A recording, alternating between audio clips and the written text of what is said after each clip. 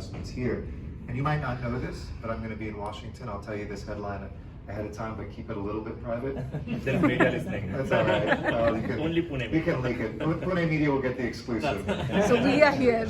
It's that we now have, of all the foreign direct investment into the United States, the biggest delegation, this is public, of countries that come for what's called Select USAR, flagship conference each year. And I invite any of you to come June 23rd to 25th in Washington, D.C. The last year was the first time. This year we're on track to have India be the largest delegation in the world to America to invest in America. And the fact that I was going to tell you is that it's not just the number of people, the greatest number of dollars invested, or rupees as it is, in the world from any country this year will be India, into the United States. So I'm grateful for that. This is no longer a narrative of corporations coming into India. It's also corporations coming from India into the world. And I think it changes that narrative of two countries that are equals, the two biggest, greatest democracies on the face of the earth. Again, harnessing our power for something good.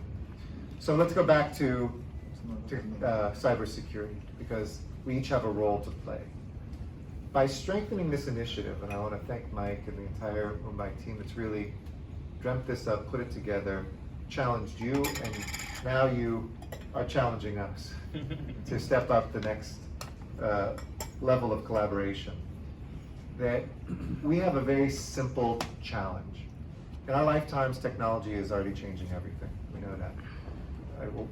I woke up my daughter, I started the day in Delhi, woke her up just before I left to get ready for school. And she said, "Good morning, Dad," and she turned to her phone. I said, "Put that down. That's not the first thing you should think about when you wake up." But we know that technology is omnipresent. The last thing we see sometimes before we go to sleep, the first thing we see when we wake up, and everything in between. And technology is changing more quickly than we can even adapt to it. We don't know what the impact on our minds, on our children. The estimate today, for those of us that have young children, my daughter's 12 and a half, is that they will spend 6.5 years without sleep on their devices of their life. 6.5 years, just on social media, not on their email, not on anything productive, but just on cat videos and other things. And we also know that the technology itself is changing so quickly. I don't know if any of you saw the video of my friend Reid Hoffman, who started LinkedIn, but he's been a long time AI pioneer. He calls it augmented intelligence, not artificial intelligence. And in AI, he had a conversation with his AI self. It's an amazing interview. You literally can't tell the difference of the two, except he is the interviewer. And the responses he gets from himself to the most complex questions. We ask a question, he says, answer it to 4 different audiences, to a specialist, to a 5-year-old child, to in Klingon, the language of Star Trek, and I forget what the 4th one was. And he answers it in his virtual self as brilliantly and as seamlessly as he would himself. We know that we will be living in uncharted territories, whether it comes to our election security, whether it comes to cyber crime, whether it comes to the work that we do. We have huge moral and ethical questions to confront, as well as just the security and authenticity of knowing what's real and what's not. So the simple battle we have is between technology that can divide us and harm us, or a vision of technology that will connect us and protect us. It can be even used to detect for us disease, like we're using AI here in India through a USAID-sponsored initiative to allow villagers to cough into their phones. And the algorithms can detect whether it sounds like the early stages of tuberculosis, helping this country achieve its goals of abolishing tuberculosis in the coming years in a country where 1/4 of the world's tuberculosis cases are, so that it serves both India, the United States, and the world. If used wrongly, technology can make us alienated, can make us poorer, less secure, misinformed, more divided, more oppressed and listened to, as opposed to something that empowers our voice, our democracy, our diversity, our entrepreneurship, and more. And so that's why we need this strategy, to work together, to build something that connects us and protects us in a different way, to achieve and foster a digital solidarity that we can teach our children, and share with our most complicated intellectual property developers. It's a willingness to also be humble, to have shared goals, to admit our vulnerabilities, to share with law enforcement and one another when we've been compromised, and not to have shame around that as well. So we seek allies and partners, first and foremost here as the US mission in India with India and the US. But also globally, I think US and India can take this around the world, just as we're looking at the way India is teaching us so much about DPI, the digital public infrastructure, like your digital ID and your healthcare records, of UPI and your payment system, the way we're training people to come in from places like Fiji and the Philippines and learn about telemedicine through US-India together through our trilateral development partnership. It's that model that we can take to Africa together, to Southeast Asia and the Pacific Island countries. You open the door to the developing world who see themselves in you. We open the door to people who say that America has the best technology and expertise. I think that we have equal expertise in technology, but we open up different doors in different ways, and together there's no door we can't open up. And those economic opportunities that will have inclusive economic growth, that will protect our most vulnerable, receive critical services, that's the goal of our mission today. So let me tell you the 4 areas of action that we want to work on this solidarity, this digital solidarity together. First, it's to promote, build, and to maintain an open, inclusive, secure, and resilient digital ecosystem. Let's be the architects of the future instead of the passive recipients of it. Second, let's align rights-respecting approaches, our principles, our belief in the value of all human beings in an equal manner to our digital and data governance with international partners. We don't have to name names, but we know other countries have a very different vision. It's about monitoring their people. It's about maintaining power, as opposed to unlocking the creativity and the freedom that really undergird our countries and ultimately that every human being aspires to. Third, to advance responsible state behavior in cyberspace, to counter threats to cyberspace and critical infrastructure by building coalitions and engaging partners. Those who say that the state should have no role in cybersecurity are absolutely wrong. In democracies, we elect leaders and their appointed officials to keep us safe, to make sure, as you experienced in 2020 when your infrastructure was hit by state actors because of the border conflict up north, that nobody's electricity should go out, that hospitals, critical equipment should not be part of a cyber war that goes on beneath the rules of traditional war, and that we should develop with like-minded nations. What are the rules of the road? Otherwise, especially when we have artificial intelligence, quantum computing, those things could be decided without ethics and literally destroy our infrastructure and our societies. And then fourth, to strengthen and build international partner digital and cyber capacity. We can know all the answers. We can have all the willingness. But if we don't have the servers, the backbone, the software, the distribution, that means nothing.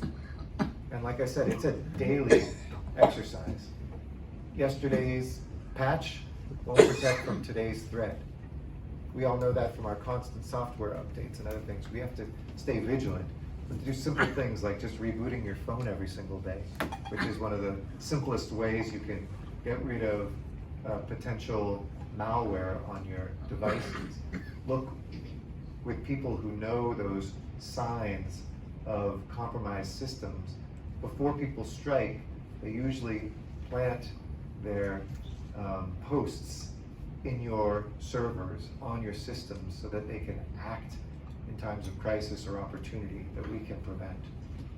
So focusing on that third line of effort, which is the responsible state behavior and the way we can work together, whether it's law enforcement or between countries. The leadership here at MCCIA has noted that the geopolitics of cyberspace are complex and they're competitive. And don't get me wrong, there's a lot of money to be made in this, both positively, for those of you who are in the space, but also negatively. People exploit that. Certainly we see that in cyber ransom and other things. Malicious state and non-state criminal actors are developing the capabilities to threaten critical infrastructure, to say they'll shut down our schools if you don't pay them off. United States does its very best and deploys its experts all around the world in moments of crisis to try to help build that capacity. But our goal is not to make you dependent on us. It's to build the capacity for you to be not only self-sufficient, but potentially exporting that expertise to other countries in a nation as large as India. To show solidarity to victims, to help victims like any crime deal with what you do afterwards to recover, the psychological, traumatic effects of cybercrime and cyber penetration, and to signal to adversaries that you won't be able to target any country through malicious operations, that there'll be other states that will come to the defense of like-minded partners. The United States and India aren't formal allies, but in the everyday sense of how people use the word allies, of course we are. We say partners in diplomacy and defense, but we are allies in the sense that you need us, we're there. And we know when we need you, you are there as well. And then we have to ensure accountability, which is the toughest piece. That's on his shoulders. How do you find the bad actors? How do you punish them? And how do you send the message that we will find you, we will punish you, and it isn't worth the risk. Don't do it. Because traditionally the risks haven't been very high. Few people get caught. There might be a few cases where you see consequences, but the risks are far less than the potential benefits, and we have to invert that so that the risks are much higher than the benefits. And last year, our leaders framed a very ambitious vision of this partnership together when our national security advisors came together to form the Initiative on Critical Emerging Technologies. This really hadn't been done between any two countries in the world before. Initially in 5 categories: in semiconductors, in telecommunications, 6G and the future, in space and defense, in quantum, and in artificial intelligence. And our national security advisors will get together in the coming weeks or next couple months to do the most recent update on this. But to make sure that we are developing these things together. In some spaces, India's further ahead than us when it comes to, for instance, open RAN systems that don't depend on Chinese equipment for telecommunications. You are ahead of the game from us, and we're learning from you. When it comes to quantum computing, the United States is way ahead, and we want to share that with India and develop India's capacity to do that.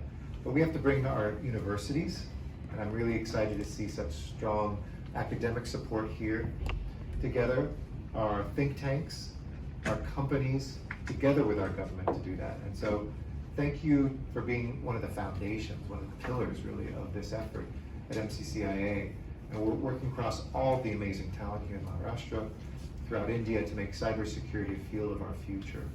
I wish we didn't have to think about these things. I wish technology was only the joy of the latest iPhone and the newest update. I say joy in quotes, but anyway. But I know that your sister city relations, and by the way, later this year we'll have the first exchange of US and India cities. We're not sure what city we'll do that in. I'll just put that out tantalizingly.